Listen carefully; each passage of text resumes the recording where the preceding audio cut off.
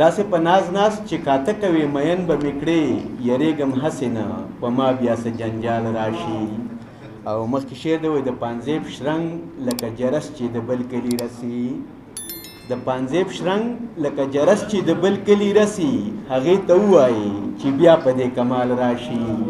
او دغه د پنجو په سر تګ به درله اور شي ګلې، دغه د پنجو په سر تګ به درله اور شي ګلې، ځان به دریاد شي چې د حسن له زوال راشي.